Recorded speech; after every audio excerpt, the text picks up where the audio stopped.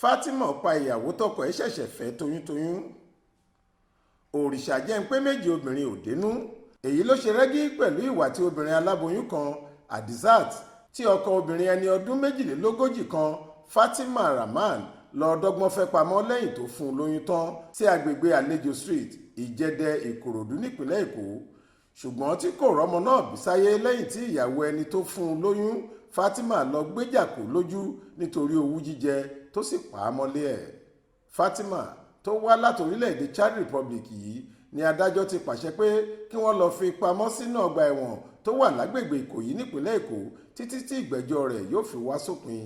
Lọ́jọ́ Ìṣẹ́gun túsìdẹ̀ẹ́ ọjọ́ 7 oṣù karùn-ún ọdún yìí ni wọ́n wọ́ Fatima lọ síwájú onídàájọ́ P.E. Nwaka ti ilé-ẹjọ́ májísírèètì agbègbè Yaba nípínlẹ̀ Èkó fún ẹ̀sùn ìpànìyàn.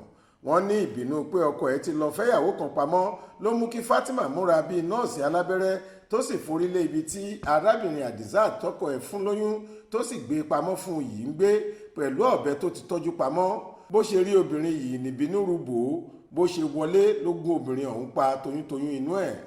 Agbèfọ́ba ní kóòtù ọ̀hún Thomas Nurudeen ṣàlàyé ní kóòtù pé ní nǹkan bíi aago kan ọ̀sán-kù 20 ìṣẹ́jú lọ́jọ́ àìkú Sunday ọjọ́ 9 oṣù kẹrin ọdún yìí lóbìnrin ọ̀hún hùwà ọ̀daràn náà lójúlé 43 agbègbè Àlejò nílùú Ìjẹ̀dẹ̀, Ìkòròdú nípínlẹ̀ Èkó.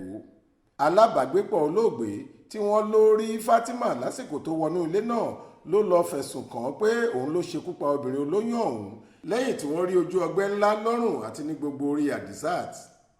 Apá kan ìwé ẹ̀sùn náà kà báyìí pé ìwọ Fatimọ Abdulrahman lọ ṣekú pa Adizat Abdulrahman obìnrin ẹni ọdún 28 láago kan ọ̀sán kù 20 ìṣẹ́jú lọ́jọ́ 9 oṣù kẹrin ọdún yìí lágbègbè Àlérò, Ìjẹ̀dẹ̀, Ìkòròdú nípínlẹ̀ Èkó pẹ̀lú bó o ṣe gún lọ́bẹ pa. Ìwà tó hù yìí lòdì sófin ó sì ti mú kí o ṣẹ̀ sófin tó tako ìwà ọ̀daràn nípínlẹ̀ Èkó ti ọdún 2015. Bó tilẹ̀ jẹ́ pé olùjẹ́jọ́ rawọ́ ẹ̀bẹ̀ sí kóòtù láti ṣíjú àánú wò ó ṣùgbọ́n adájọ́ kò gba ìpẹ́ rẹ̀. Lẹ́yìn náà ni agbèfọ́ba rọ ilé ẹjọ́ láti pàṣẹ kí olùjẹ́jọ́ wà ní àhámọ́ títí tí adájọ́ yóò fi gba ìmọ̀ràn lórí ìdájọ́ láti ilé-iṣẹ́ tó ń gba kóòtù nímọ̀ràn, ìyẹn Directorate of Public Prosecution.